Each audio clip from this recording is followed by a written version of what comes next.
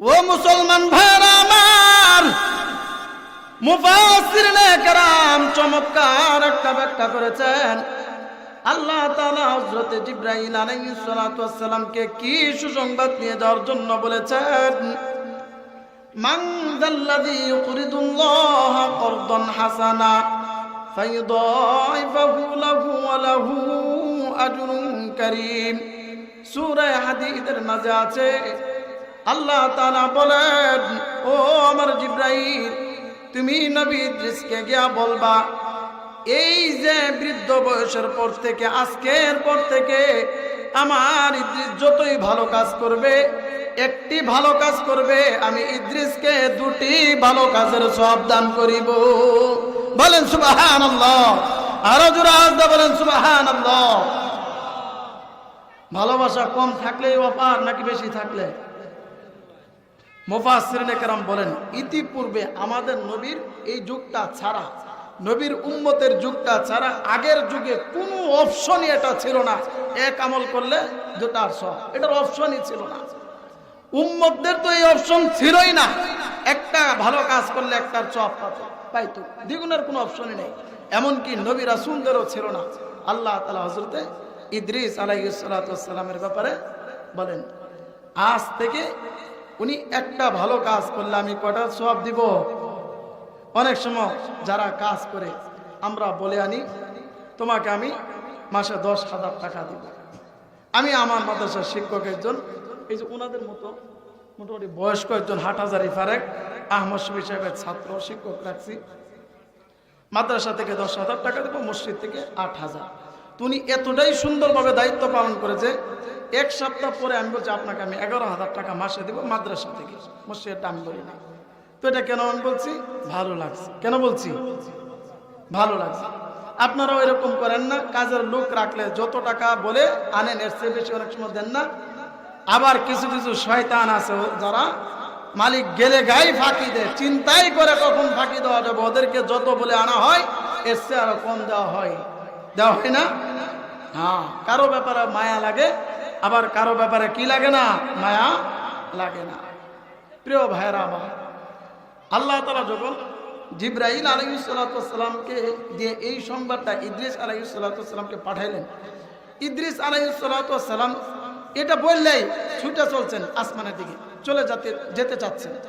হযরত ইদ্রিস আলাইহিস সালাতু ওয়াস সালাম বলেন, ভাই জিবরাইল, এই বৃদ্ধ বয়সে একটা সংবাদ নিয়ে আসছো, আরো আগেই নিয়ে আসতাম, বয়সও তো শেষ পর্যায়ে।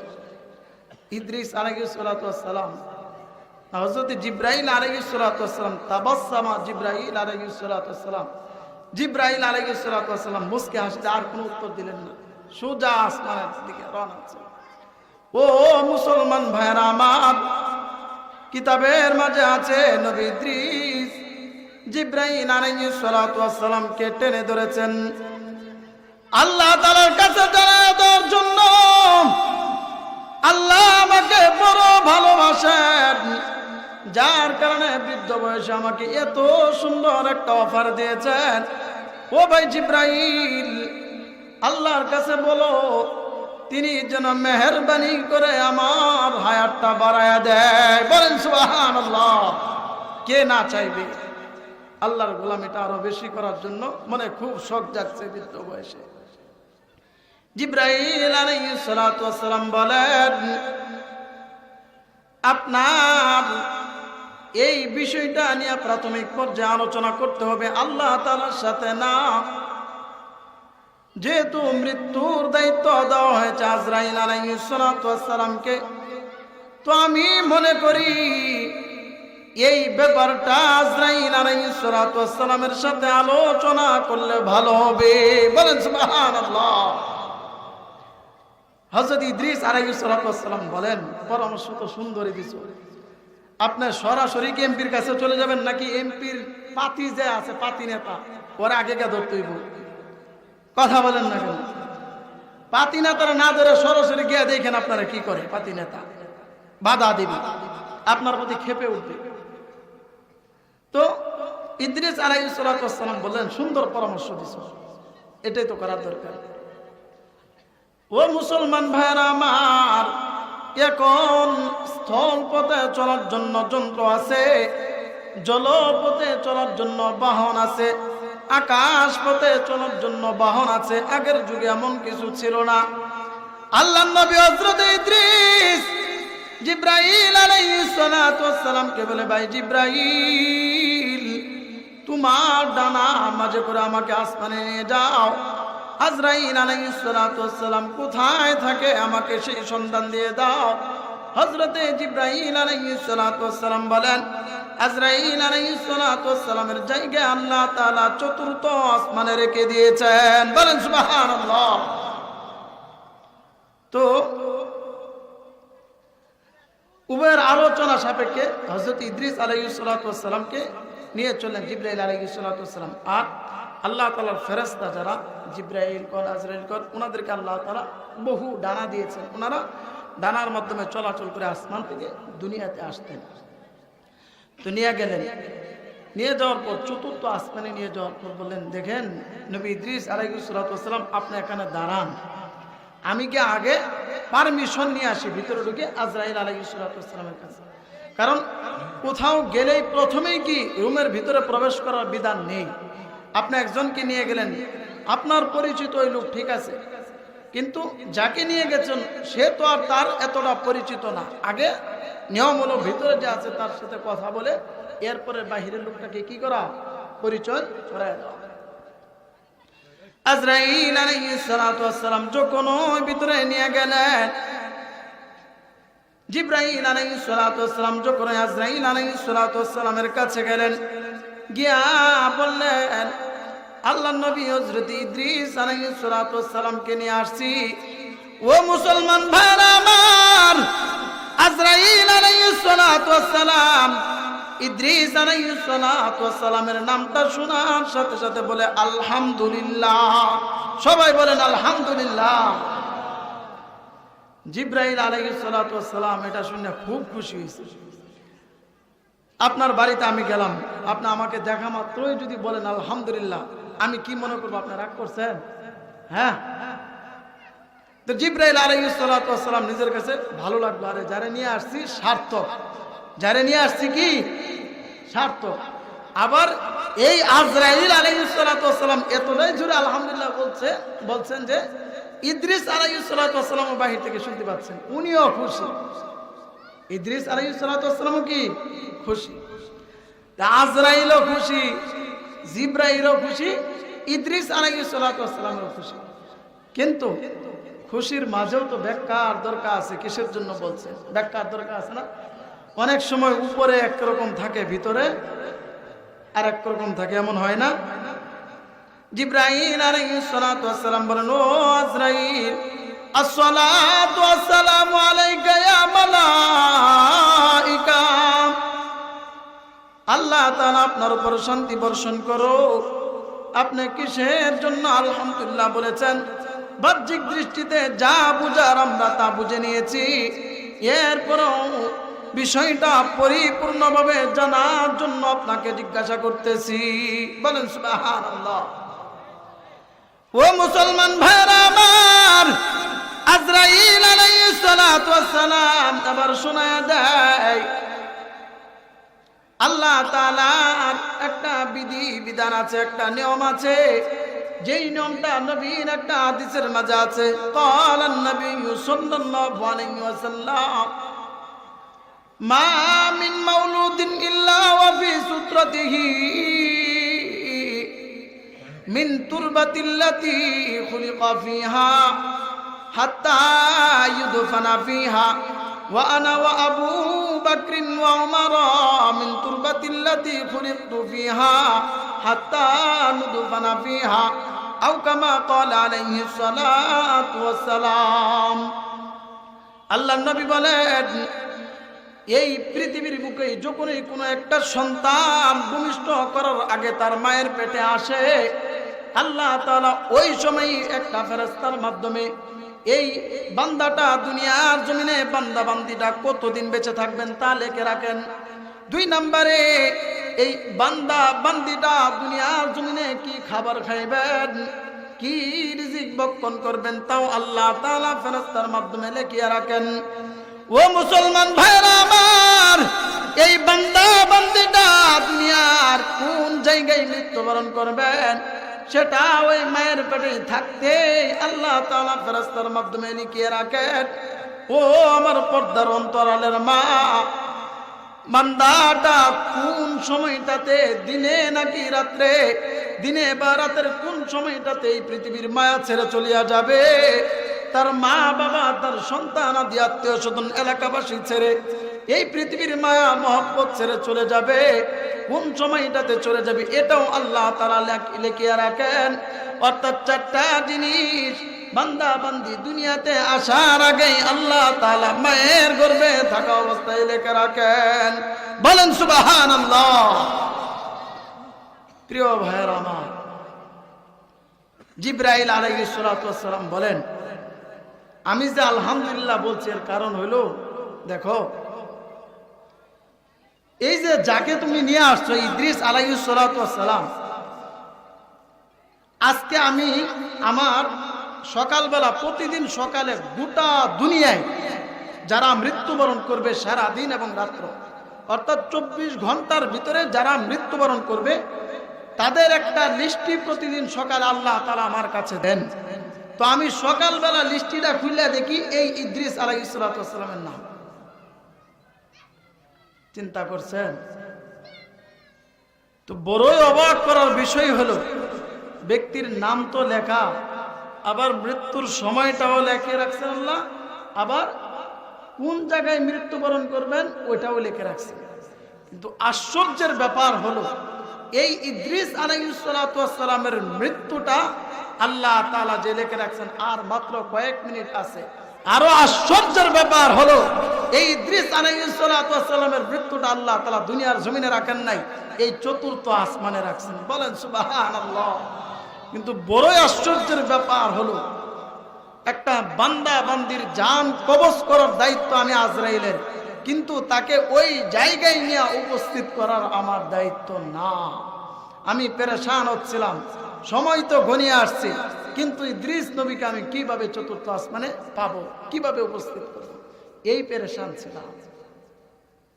দেখেন আজরাইল আলাইহিস সালাতু ওয়াস সালাম সুন্দর করে বলিয়া দেন, আল্লাহ তাআলা কত সুন্দর করে বিধি বিধানগুলা লিখে রাখছেন। ইদাল কিতাবু ইলাইহা হাজা আইয়ামুতা বিআরদিন জালাল্লাহু লাহু ইলাইহা হাজা। আল্লাহ তাআলা যেই বান্দার মৃত্যুটা যেই জায়গায় রাখছেন, ওই জায়গায় মৃত্যুর আগে ইলাইহা হাজা আল্লাহ তাআলা যে কোনো মূল্যে উপস্থিত করিয়া দেন। বলেন সুবহানাল্লাহ। তো আমার এটা বিশ্বাস, জালাল্লাহু লাহু ইলাইহা হাজা, যার যেখানে মৃত্যু ওখানে আল্লাহ অবশ্যই মৃত্যুর আগে উপস্থিত রাখবেন, উপস্থিত আল্লাহ করে দিবেন। কিন্তু সময় ঘনিয়ে আসে, আমি একটু পেরেশান হচ্ছিলাম। এখন আমি যে আলহামদুলিল্লাহ শুকরিয়া আদায় করছি, এই যে একটু সময় বাকি আছে, এর আগেই তুমি ইদ্রিসকে নিয়ে আসছো, এই জন্য খুশিতে বলছি আলহামদুলিল্লাহ। কিন্তু প্রিয় ভাইয়েরা চিন্তা করে দেখুন, ইদ্রিস আলাইহিস সালাতু ওয়াস সালাম কি চতুর্থ আসমানে মরার জন্য যাইতে গেছিলেন নাকি আরো বেশি সময় বাঁচার জন্য? কথা বলেন, মরার জন্য গেছিলেন নাকি আরো এই পৃথিবীর বুকে বাঁচার জন্য? কিন্তু সম্ভব হয়েছে? কথা বলেন, সম্ভব হয়েছে না। সন্তান আদি পরিবারকে ভালো চালানোর জন্য স্ত্রী সন্তান আদি সবকে দেশে রেখে বিদেশে যায়, তরু তাজা হায়াতটা নিয়ে বিদেশে যায়। দুঃখের ব্যাপার হলো একসময় লাশ হয়ে ফিরে আসে, আসে না? তার মৃত্যুটা বিদেশে আছে। মা বাবা সন্তানাদির চোখের সামনে মৃত্যুটা লেখা নাই। মৃত্যুটা কি নাই? গত 2 মাস আগে আমার বাবা মারা গেছে। 4 দিন আমরা হসপিটালে রাখছি, ময়মনসিংহ হসপিটালে। এরপরে যখন কোনো উন্নতি পাচ্ছিলাম না, ব্রেন স্ট্রোক করেছিল, তো আমরা ঢাকা নিতে চাচ্ছিলাম। ডাক্তার বলল, আপনারা আলেম মানুষ, অবশ্যই বুঝেন, তো আপনাদেরকে আমি নিজের মনে করে বলতেছি, রুগীটা বাঁচবে না। আপনারা হয়তো সন্তান মন চাবে ঢাকা নিয়ে যাওয়ার জন্য, সর্বোচ্চ খরচ করার জন্য, কিন্তু রুগীটা না বাঁচারই সম্ভাবনা বেশি। বাঁচানো না বাঁচানো মালিক তো আল্লাহ, কিন্তু না বাঁচার সম্ভাবনাই কি বেশি। আমরা বললাম তাহলে কি করা যায়? উনি বললো আপনাদের বড় ভাইয়ের স্বাক্ষর, আপনাদের ভাইদের যিনি বড় ওই ভাইও আমাদের আলেম, ওনার স্বাক্ষর দেন। আমরা বলি রুগীটাকে বাড়িতে নিয়ে যান, শেষমেশ আত্মীয় স্বজন সবাই দেখে দেন, এটা সবচেয়ে ভালো হবে। তো আমরা নিয়ে গেলাম, নিয়ে যাওয়ার পরে দিনে নিয়ে গেছি, রাতে মারা গেছে। তো প্রিয় ভাইয়েরা আমার, কথা হলো যার যেখানে মৃত্যু সেখানে হবে। মৃত্যু ঠেকানোর মতো এই পৃথিবীতে কেউ আছে? কথা বলেন, মৃত্যু ঠেকানোর মতো কেউ আছে? কে আছেন একটু হাত তুলে দেখান তো। হ্যাঁ, যে আমার চাচা আছে। যাও, উনি বুঝেন না, এটা সমস্যা নেই। তো মৃত্যু ঠেকানোর মতো কেউ নাই। ও মুসলমান ভাইরা আমার, বড় আশ্চর্য ব্যাপার, নবী ইদ্রিস আলাইহিস সালাতু ওয়াস সালাম এর আগে একবার আজরাইল আলাইহিস সালাতু ওয়াস সালামের কাছে চুক্তি করেছিলেন, বলেছিলেন আজরাইল আমার মৃত্যুর আগে তুমি আমাকে কয়েকটা আলাম করবা, আমাকে এমন কোন আলামত জানায় দিবা যে আলামতের মাধ্যমে আমি ইদ্রিস বুঝে নিতে পারবো এ পৃথিবীর মায়া ছেড়ে আমার চলে যেতে হবে। ও আজরাইল, পৃথিবীতে থাকতে মন চায়, বিষয়টা এমন না। আল্লাহর জমিনে থাইকা আল্লাহর বিধি বিধান পালন করতে বড়ই ভালো লাগে। উম্মতকে আল্লাহ তাআলার দ্বীন শিক্ষা দিতে আমার বড়ই ভালো লাগে। আজরাইল আলাইহিস সালাতু ওয়াস সালামকে এই ইদ্রিস আলাইহিস সালাতু ওয়াস সালাম বলেন, হঠাৎ করে তুমি আমাকে নিয়ে যাওয়ার জন্য চাচ্ছ, নিয়ে যাও, এতে আমার কোনো সমস্যা নাই, কিন্তু আগেই তো বলেছিলাম আমাকে সতর্ক করার জন্য। ও মুসলমান ভাইরা আমার, দেখেন আজরাইল আলাইহিস সালাতু ওয়াস সালাম বলেন, আপনাকে তো আমি একবার না, দুইবার না, আমি এক তিনবার সতর্ক করেছি। বলেন সুবহানাল্লাহ। ভাই আজরাইল, এমন কি সতর্ক করলা, তাও তিনবার করছো, কিন্তু একবারও আমি টের পাইনি। আজরাইল আলাইহিস সালাতু ওয়াস সালাম বলেন, দেখুন আমি যা সতর্ক করেছি এখনো আপনার বডির মাঝে তা বিদ্যমান। বলেন সুবহানাল্লাহ। ও নবী ইদ্রিস, আপনি আপনার দাড়ির দিকে তাকায় দেখেন, আপনার মাথার চুলগুলার দিকে দেখার আপনি চেষ্টা করেন। এক সময় এগুলা কালো ছিল, এখন দবদবে সাদা হয়ে গেছে। এটা আবার আপনার বড় একটা আলামত, এই পৃথিবীর বুকে বেশি দিন থাকা যাবে না। যাদের দাড়ি পাকছে, আপনার কাছে কি মনে হয় আপনার নাতি আরো যতদিন বাঁচবে ততদিন আরো বেঁচে থাকতে পারবেন? আপনার আগে আপনার নাতিও চলে যেতে পারে, এটা তো বলা নিশ্চিত না, কিন্তু এরপরেও স্বাভাবিক যে একটা প্রস্তুতি, এটা বাহ্যিক দৃষ্টিতে।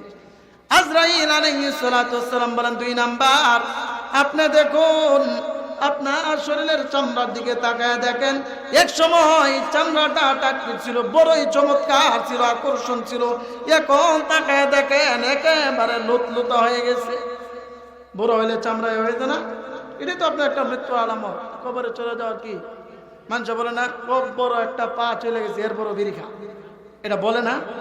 মানে বুড়া হওয়ার পর বিড়ি খাইলে মনে হয় এই কথাটা বলে। হ্যাঁ, তো এটাই মানে স্বাভাবিক মানুষের বলে। আজরাইল আলাইহিস সালাতু ওয়াস সালাম বলেন, তিন নাম্বার আলামত, আপনি সুঠাম দেহের অধিকারী ছিলেন। আগে যুগের মানুষগুলা পাহাড় কেটে বাড়ি করতো, বর্তমানে আমরা বাসা বাড়ি করলে উঁচা করি জায়গা, নিচা জায়গা উঁচা করি। আর আগের যুগে নবীদেরকে আল্লাহ তাআলা এত উঁচা বানাইছেন, উম্মতকে এত উঁচা বানাইছেন, তারা পাহাড় কাইটা নিচা করে পরে বাড়ি করতো। বলেন সুবহানাল্লাহ। কিতাবে তো এমনও আছে, সেই আগের যুগের উম্মতরা তারা মাছ ভাজতো এভাবে, আপনার পাত্রের মধ্যে রাইখে সূর্যে হাত দেয়া ধরতো। সূর্যে কি করতো? পৃথিবীর শেষ প্রান্তে, এই সূর্যের প্রান্তে দেশগুলার মানুষগুলা এভাবে ধরতো, বাস মাছ ভাজা হয়ে যেত। তাহলে কত উঁচা ছিল তারা, চিন্তা করে দেখেন। তো ইদ্রিস আলাইহিস সালাতু ওয়াস সালামকে বলেন, আপনাকে তো এইভাবে তিনবার আমরা সতর্ক করেছি, হয়তো আপনি খেয়াল করেন নাই, হয়তো কি করেন নাই, খেয়াল করেন নাই। এবার আসুন, নবী ইদ্রিস আলাইহিস সালাতু ওয়াস সালামকে আল্লাহ তাআলা সেই চতুর্থ আসমানেই নিয়ে নিলেন। এবার আসুন, দুনিয়ার জগৎ শেষ, নিয়ে যাওয়ার পরবর্তী যে জগৎটা কবর জগৎ, পরবর্তী যে জগৎটা কি জগৎ? কবর জগৎ। এখানে কার কার বাবা নাই হাত তুলেন তো দেখি। সবাই একে অপরের দিকে তাকায় দেখেন। আমারও বাবা নাই, আমি হাত তুলেছি, মুরব্বী হাত উঠায়। দেখেন কত মানুষ বাবা, হাত নামান। কার কার মা নাই হাত তুলেন তো দেখেন। সবাই তাকায় দেখছেন কতগুলো সন্তান মা ছাড়া। হ্যাঁ, হাত নামান। এবার মা বাবা কোনো জনই নাই এরকম কার কার হাত উঠান তো দেখি।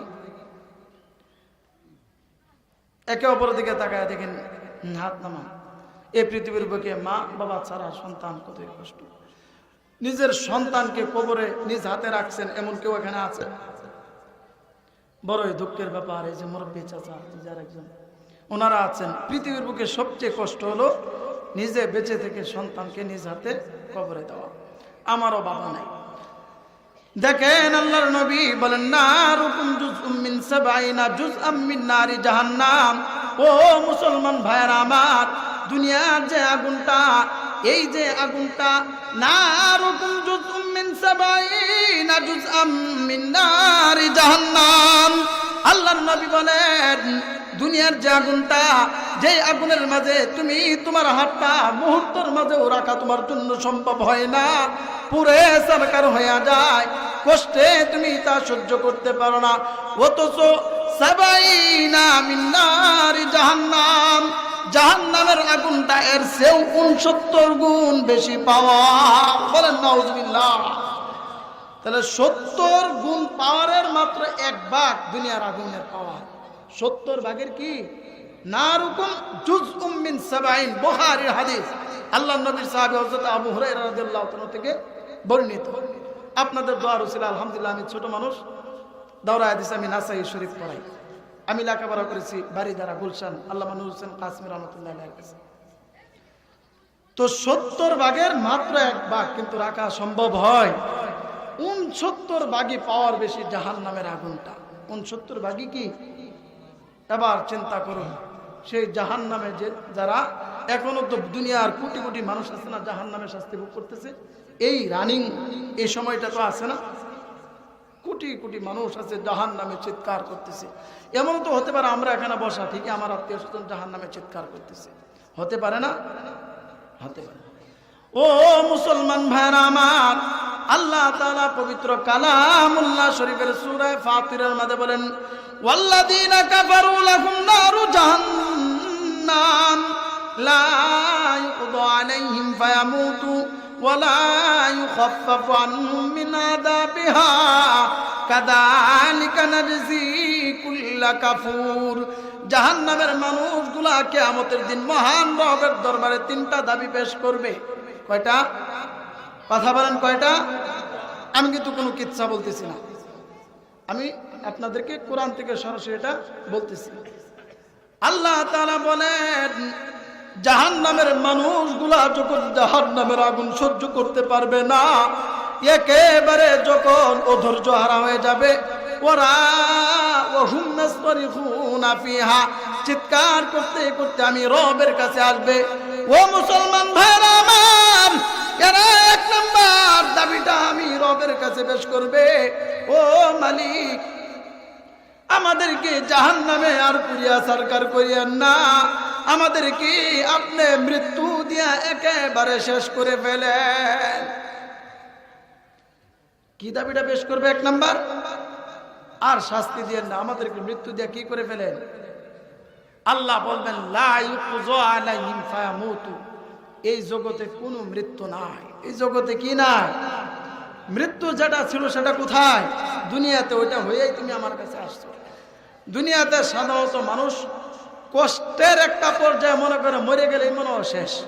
বিশেষ করে যারা আত্মহত্যা করে, যে সমস্ত সন্তান মা বাবা লক্ষ লক্ষ টাকা খরচ করে লেখাপড়া করায়, নিজের জানটা কয়লা করে লেখাপড়া করায়, আর ওরা বিভিন্ন মেয়েদের পিছনে পড়ে সেই মা বাবার কথা চিন্তা না করে আত্মহত্যা করে। কথা কোন ঠিক কিনা? ওরা ভাবে কি এই অশান্তি থেকে বেঁচে গেলেই এখন আত্মহত্যা করলেই মনে হয় পরবর্তীতে সুখ আসবে, এটা ভাবে না? কথা বলেন, এটা ভাবে না? অথচ তাফসীরের কিতাবের মাঝে আছে যে যেই অবস্থায় আত্মহত্যা করে, দেখবেন যারা আত্মহত্যা করে যেই মুহূর্তটা তার দম চলে যাবে তখন ভীষণ কষ্ট হয়, বহু চেষ্টা করেছে নিজেকে রক্ষা করার জন্য, কিন্তু সম্ভব হয় না। কি হয় না? সম্ভব হয় না। ওই যে কঠিন একটা মুহূর্ত, যেই পরিমাণ কষ্ট হয়, অনন্তকাল তার পরকালে সে যেই অবস্থায় আত্মহত্যা করেছে এভাবে সে শাস্তি ভোগ করবে, অনন্তকাল কষ্ট হবে, চুল পরিমাণ একটা মুহূর্তের জন্য সে রক্ষা পাবে না। মুসলমানের সন্তান, তুমি মুসলমানের বাচ্চা হওয়াতে কোনো না কোনোদিন জান্নাতে যাওয়ার সুযোগ ছিল, কিন্তু আত্মহত্যা করে তুমি তা পরিহার করেছো। আত্মহত্যা করে কি করেছে? তা পরিহার করেছে। এই জন্য এই পথ কোনোভাবেই বেছে নেওয়া যাবে না, এই পথ কোনোভাবেই কি বেছে নেওয়া যাবে না।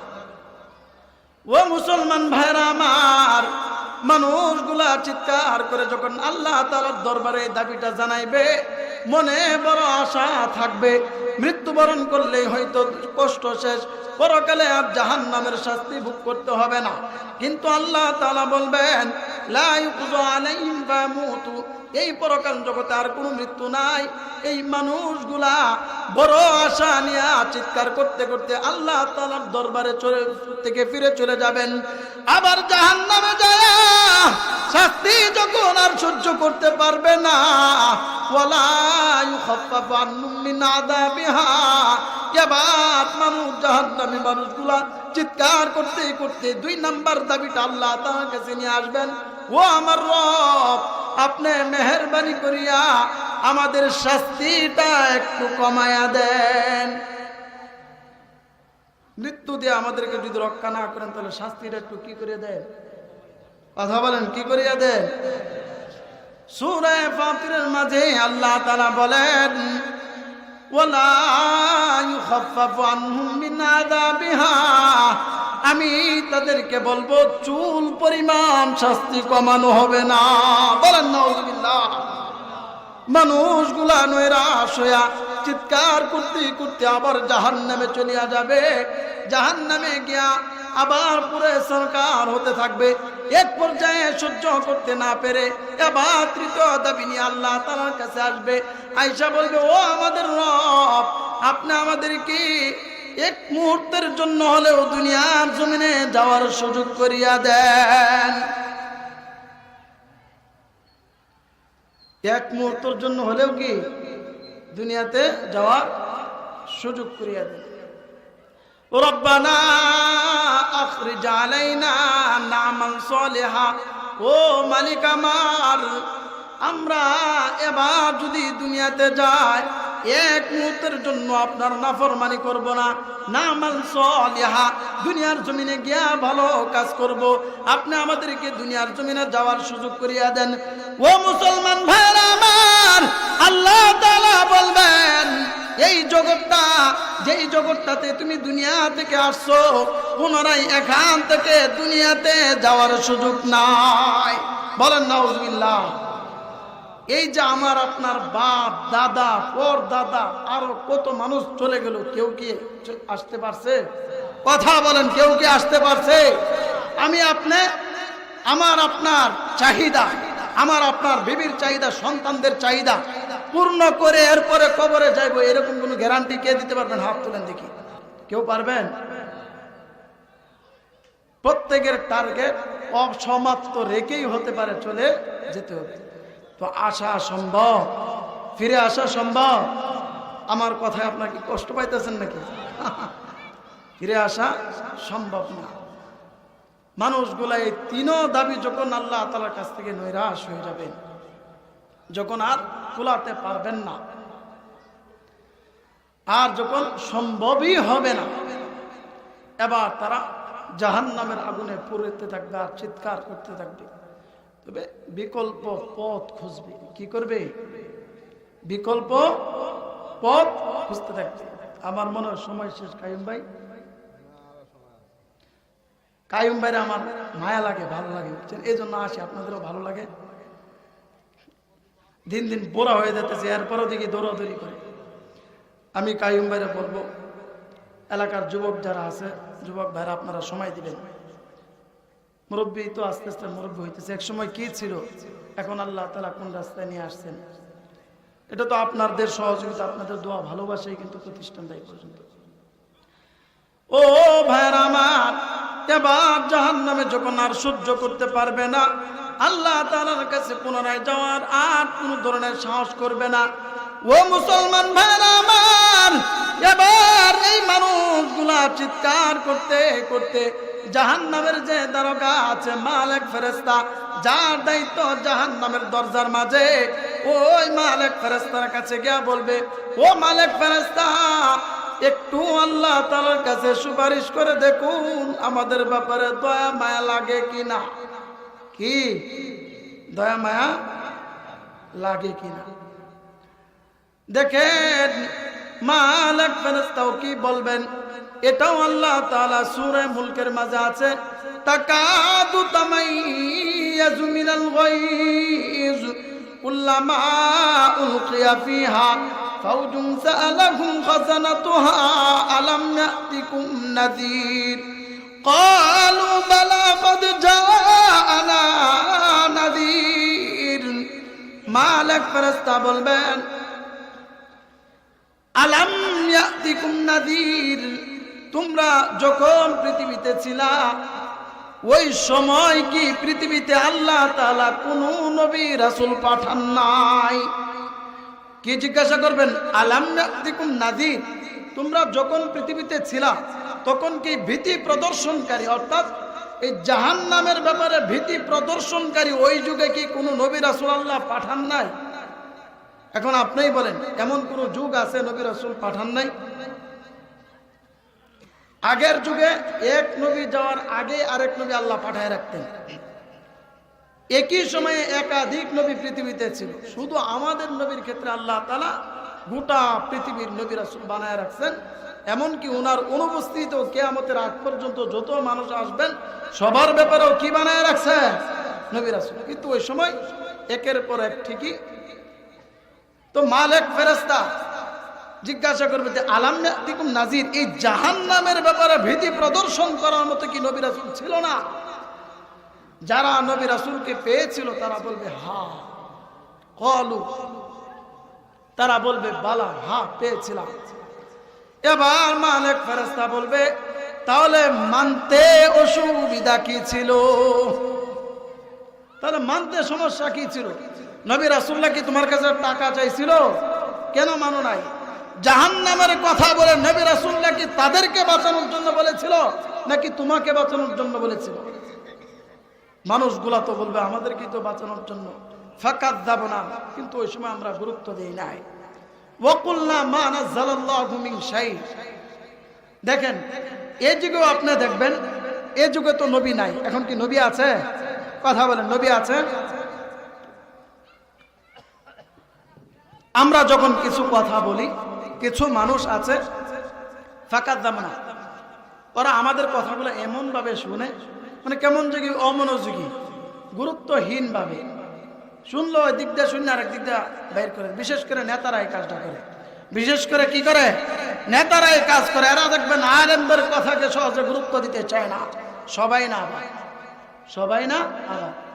এই জন্য আল্লাহ তাআলা পবিত্র কোরআনের মাঝে বলেন, রব্বানা আতিহিম দুআফাইনি মিনাল আযাব। কিয়ামতের দিন লাখো কোটি জাহান্নামী মানুষ, এরা জাহান্নামে যাওয়ার আগে বলবে দুআফাইনি মিনাল আযাব, আল্লাহ তুমি যদি আমাকে শাস্তি দিতে চাও, আমার নেতাকে দ্বিগুণ শাস্তি দিয়া এরপরে আমাকে তুমি শাস্তি দিবা।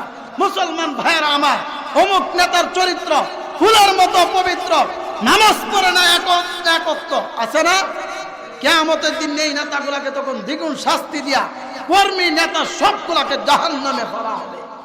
সবগুলাকে কোথায় ফেলানো হবে? জাহান্নামের মাঝে ফেলানো হবে। এই মালিক ফেরেশতা এটাই বলবে। এই যুগেও যারা, এখন তো নবী রাসূল নাই, যারা জাহান্নামী এদেরকে বলবে, নায়েবে নবী রাসূলরা তোমার যুগে ছিল না? যখন বলবে আমরা তো নবী রাসূলরা পাই নাই, তখন ফেরেশতা কি বলবেন? নায়েবে রাসূল কি ছিল না? এই কথাটা কি বলবেন? এখন আপনিই বলেন নায়েবে রাসূল উলামায়ে কেরাম ছিল না, এটা কি কেউ বলতে পারবে তখন? হ্যাঁ, ইন আনতুম ইল্লা ফি দালালিন কাবীর ওয়া ক্বালু লাউ কুন্না নাসমাউ আও নাকুলু মা কুন্না ফি আসহাবিস সাইর। আমরা তো নবী রাসূলকে পেয়েছিলাম অথবা উলামায়ে কেরামকে পেয়েছিলাম, কিন্তু লাউ কুন্না নাসমাউ আও নাকিলু, ওই সময় আমরা তাদের কথাগুলা শুনি নাই, শুনলেও বুঝার মতো বুঝি নাই। এখন আমাদের ঠিকানা বুঝতেছি জাহান্নাম ছাড়া আর কোনো উপায় না। জাহান্নাম ছাড়া আর কি নাই? বলেন নাউজুবিল্লাহ। 2 নাম্বার অপশন গুলো, এবার মানুষগুলো আবার পুনরায় জাহান্নামের মধ্যে পড়তে থাকবে। যখন আর সহ্য করতে পারবে না, যখন একেবারে অধৈর্য হারা হয়ে যাবে, এবার তারা তৃতীয় পথ অবলম্বন করবে। এবার তারা কি করবে? কথা বলেন, এবার তারা কি করবে? তৃতীয় পথ অবলম্বন করবে।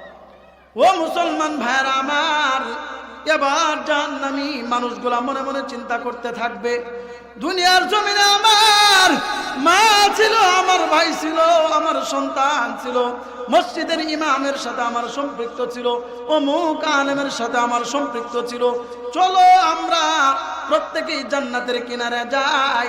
জাহান্নামের শেষ প্রান্তে গিয়া দেখি জান্নাতি আমাদের আত্মীয় স্বজন যারা আছে ওদের কাছে আমরা গিয়া বলি, জাহান্নামের শাস্তি আর সহ্য করতে পারতেছি না। ও মা, জাহান্নামের শাস্তি তোমার সন্তান আর সহ্য করতে পারতেছে না। ও বাবা, তোমার সন্তান জাহান্নামের শাস্তি আর সহ্য করতে পারতেছে না। ও সন্তান, তোমার বাবা জাহান্নামের শাস্তি আর সহ্য করতে পারতেছে না। ও ভাই, তোমার ভাই আর জাহান্নামের শাস্তি সহ্য করতে পারতেছে না। এবার জান্নাতি পরিচিত মানুষগুলা বলবে, আমরা এখন কি করতে পারি? ও মুসলমান ভাইরা আমার, এবার জাহান্নামী মানুষগুলা বলবে, আমাদেরকে আল্লাহ তাআলার কাছে গিয়েছিলাম, জাহান্নাম থেকে বের করার কোনো পথ আমাদের জন্য রাখেন নাই। ফেরেশতার কাছে গিয়েছিলাম, ফেরেশতাও জাহান্নাম থেকে বের করার ব্যাপারে কোনো ধরনের সুপারিশ করার পথ নেই নাই। ও আমার মা, একটা নেকি দিয়া, একটা সওয়াব দিয়া তোমার সন্তানকে জাহান্নাম থেকে দেখো রক্ষা করতে পারো কিনা। কিন্তু বলবে ইয়াউমা ইয়াফিরুল মারউ মিন আখি, ওই দিন লাখো কোটি সন্তানের ব্যাপারে মা বাপ বলবে, তোমাকে আমি চিনি না, তোমাকে আমি কি চিনি না। সন্তান মা বাপরে বলবে, আপনারা আমি চিনি না। ভাই, ইয়াউমা ইয়াফিরুল মারউ মিন আখি, ভাই ভাইকে বলবে, তোমাকে আমি চিনি না। কি বলবে? আমার সময় শেষ হয়ে গেছে, 10 মিনিটে শেষ করে দিন ইনশাআল্লাহ। দেখেন এসে আর কি কষ্ট আছে, যখন বলবে তোমাকে আমি চিনি না, হৃদয়টা ভেঙ্গে চুরমার হয়ে যাবে। ও মুসলমান ভাইরা আমার, এবার বলবে জাহান্নামের আগুনে পুড়তে পুড়তে হৃদয়টা আগুনে পুড়ে সরকার হয়ে গেছে। মা, আমাদেরকে একটু পানি দিয়া, তোমাদের একটু খাদ্য দিয়া আমাদেরকে রক্ষা করার ব্যবস্থা করো। সর্বশেষ কি বলবে? তোমাদের যে জান্নাতি খাবারটা ওখান থেকে একটু দিয়া হলেও আমাদেরকে কি করো। এবার জান্নাতি মানুষগুলা বলবে, আমাদের খাবারগুলা আমাদের জন্য হালাল আর তোমাদের জন্য হারাম। তোমাদের খাবারগুলা তোমাদের জন্য হালাল আর আমাদের জন্য আল্লাহ হারাম করেছেন। খাবারই ভিন্ন, খাবারই কি ভিন্ন। আল্লাহর নবী এত সুন্দর, এত চমৎকার করে বলেন জান্নাতি মানুষগুলার খাবারের ব্যাপারে বলেন, এই জান্নাতি মানুষগুলা আমি নবীর হাউজে কাউসারের যেই পানিটা পান করবে, ওরা যখন এই পানি পান করার জন্য চাইবে, আমি নবী নিজ হাতে ওদেরকে হাউজে কাউসারের পানি পান করাবো। বলেন সুবহানাল্লাহ, আরো জোরে বলেন সুবহানাল্লাহ। হাউজে কাউসারের পানি দুনিয়ার দুধের চেয়েও সাদা, মধুর চেয়েও মিষ্টি বেশি। আর নবী বলেন এই আমার উম্মতগুলা, জান্নাতি মানুষগুলা যখনই আমার কাছে হাউজে কাউসারের পানি চাবে আমি তখনই তাদেরকে খাওয়াবো, কিন্তু একবার এটা খায়া 50,000 বছর আর কোনো ধরনের তৃষ্ণা লাগবে না। বলেন সুবহানাল্লাহ। এটা হলো জান্নাতি মানুষের কি খাবার। ইল্লা হামিমাও ওয়া গাসাকা জাযাআও ওয়িফাকা। সূরা ওয়াকিয়ার মাঝে বলেন আর জাহান্নামে মানুষগুলোর খাবার হবে, এদের খাবারগুলো হবে মায়ে হামিম, একেবারে গরম ফুটন্ত পানি, রক্ত পুষ, দুর্গন্ধযুক্ত পুষ। গরম পানিটা এরা যখন মুখের মাঝে দিবে জিহ্বা পুরে সরকার হয়ে যাবে, এই গলার মাঝে চামড়া ঘুরে পুরে সরকার হয়ে গলে গলে নিচে পড়তে থাকবে। গরম পানিটা যখন এই পেটের ভিতরে যাবে নারী বুড়িগুলা আপনার এই ফুটন্ত পানির কারণে গলে গলে নিচে পড়তে থাকবে, আবার মুহূর্তের মাঝে ভালো হয়ে যাবে, আবার যখনই পান করবে আবার এরকম দশা হবে। এটা হলো তোমরা জাহান্নামীদের খাবার। বলেন নাউজুবিল্লাহ। আত্মীয় স্বজনের কাছ থেকে কোনো সহযোগিতা পাবে না। চতুর্থ যে জায়গাটা দেখব সর্বশেষ যাওয়া, সর্বশেষ কি যাওয়া। সূরা ইব্রাহিমের মধ্যে আল্লাহ বলেন وقال الشيطان لما قضي الأمر إن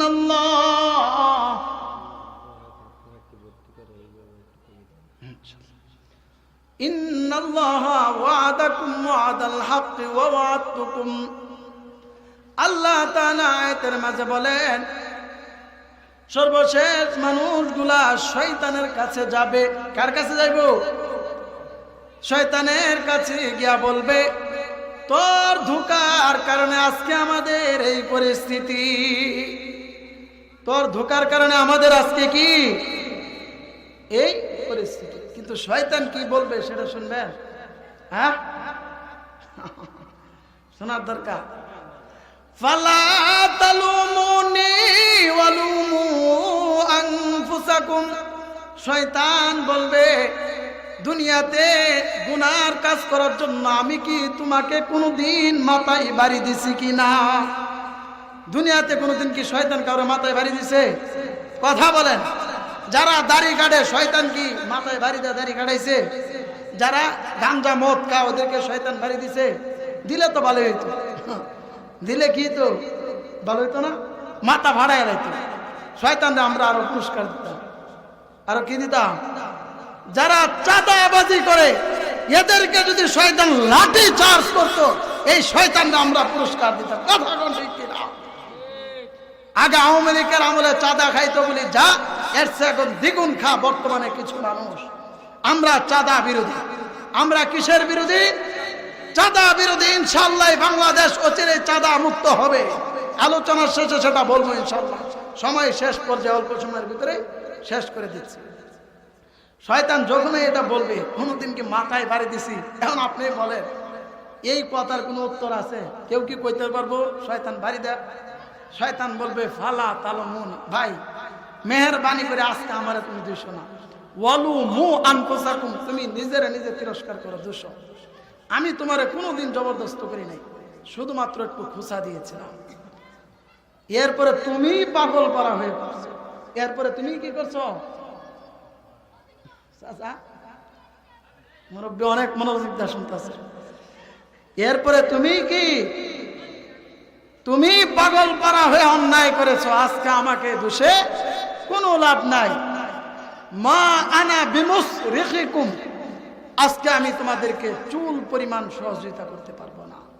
ওয়ামা আনতুম বিমুসরিখিন, আমিও তোমাদের চুল পরিমাণ সহযোগিতার আশাও করি না।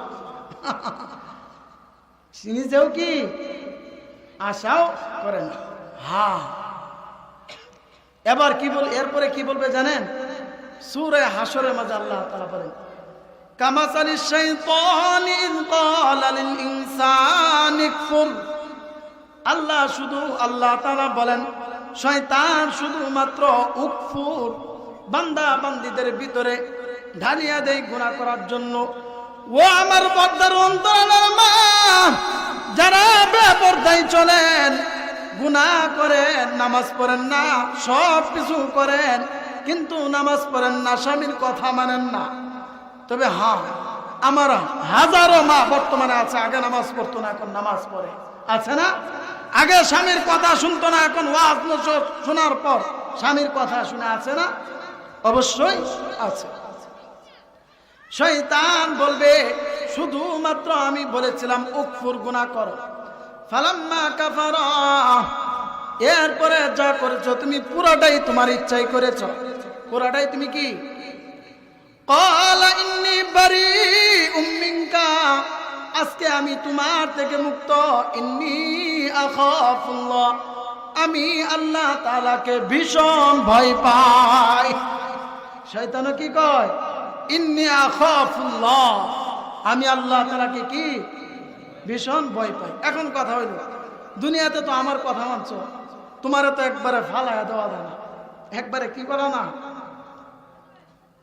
তো চলো, তুমি তো জানতাই দুনিয়াতে আমার ঠিকানা কই, তো চলো একসাথে জাহান্নামে গিয়া থাকি। একসাথে কই গিয়া থাকি? কারণ তুমি তো জানতাই দুনিয়াতে আমার ঠিকানা জাহান্নাম, জাননেই তো গুনাহ করছো। এমন কোন মানুষ আছে জানে না শয়তানের ঠিকানা জাহান্নাম? কথা বলেন, এমন কোন মানুষ আছে? সবাই তো জানে শয়তানের ঠিকানা কি। শয়তান সর্বশেষ বলবি, তো চলো, জানতাই তো আমার ঠিকানা জাহান্নাম, এবার গিয়া কই থাকি? একসাথে দলে বলে, তোমারও চরিত্র ফুলের মতো পবিত্র, আমারও চরিত্র ফুলের মতো পবিত্র, তুমিও এক ওয়াক্ত নামাজ পড়বে না, আমিও পড়তাম না, চলো একসাথে গিয়ে জাহান্নামে গিয়া থাকি। সর্বশেষ মানুষগুলা কই থাকতে হবে? বলেন কোথায় থাকতে হবে? জাহান্নামে। বলেন নাউজুবিল্লাহ। রক্ষা আছে?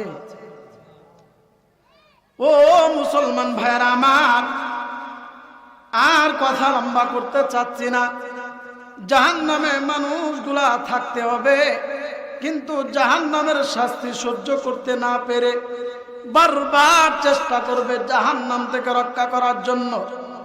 ও মুসলমান ভাইরা আমার, বারবার চেষ্টা করবে জাহান্নামের ভিতর থেকে জাহান্নামের কিনারায় আসার জন্য, জাহান্নামের কিনারায় এসে জাহান্নাম থেকে বের হয়ে যাওয়ার জন্য।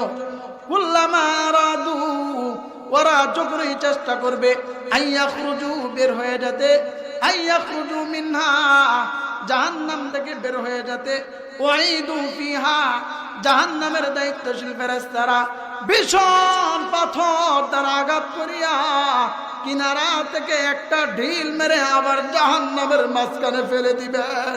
বলেন নাউজুবিল্লাহ।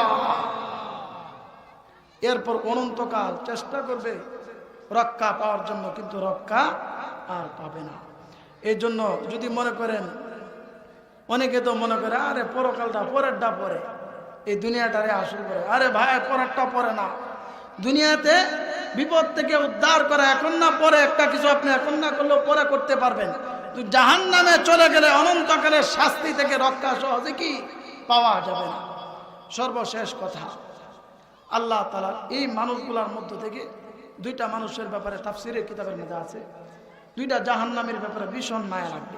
দুইটা জাহান্নামের ব্যাপারে কি ভীষণ মায়া লাগবে। আপনাদের খারাপ লাগতেছে? আমিও সময় ওভার করে বলতেছি, আমার কাছে ওটা ভালো লাগতেছে না, কিন্তু এরপর আলোচনাটা শেষ প্রান্তে তো আমাদের মুফতি সাহেব আবু সাইদ শামসী সাহেব খুব সুন্দর আলোচনা করবেন। আল্লাহ তাআলার ভীষণ মায়া লাগবে। আল্লাহ তাআলা ওই জাহান্নামী মানুষগুলোর মধ্য থেকে দুইজনকে ডাক দিবেন। ও মুসলমান ভাইরা আমার, আল্লাহ তাআলা জাহান্নামের ফেরেশতাগুলোকে বলবেন, অমুক দুইজন জাহান্নামীকে, ওরা পুরে সরকার হয়ে গেছে, ওদের ব্যাপারে আমার ভীষণ মায়া লাগতেছে, ওদের দুইজনকে আমার কাছে ধরে নিয়ে আসো। এবার এই দুইটাকে ধরে নিয়ে আসবেন।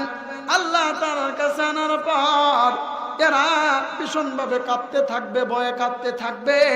আল্লাহ তাআলা এদেরকে নতুন করে কোনো কিছু বলবেন না, সাথে সাথে আবার আল্লাহ তাআলা বলবেন, এই দুইটাকে আবার জাহান্নামে ফেলে দিয়ে আসো। বলেন নাউজুবিল্লাহ। আল্লাহ যখনই বলবেন এদেরকে আবার জাহান্নামে ফেলে দিয়ে আসো, তো কেন আনলেন আল্লাহ? আবার জাহান্নামে পাঠাইলেন। কিন্তু দেখেন আল্লাহ তাআলার লীলা খেলা কতই সুন্দর। যখন আল্লাহ বলবেন ফেরেশতাদেরকে এদেরকে আবার জাহান্নামে ফেলে দিয়ে আসে, এই কথাটা যখন বলবেন, একটা তাফসিরের কিতাবের মাঝে আছে জাহান্নামী একজন, ওই সময় একটা বান্দা ভীষণ দৌড় দিবে জাহান্নামে পড়ার জন্য, একেবারে দৌড় দিয়ে যেতে যেতে জাহান্নামে গিয়ে পড়ে যাবে। আরেকটা জাহান্নামী বান্দা এক কাপ সামনের দিকে দিবে, জাহান্নামের দিকে দিবে, আরেক কাপ পিছনে তাকাইবে, আল্লাহর দিকে তাকাবে, বড়ই মায়া নিয়ে তাকাবে। আবার এক কাপ সামনের দিকে তাকাবে, আবার এক কাপ পিছনের দিকে তাকাবে। আর আল্লাহ তাআলা পুরা সময়টাই এটা ফলো করবেন, পুরা সময়টা কি করবেন?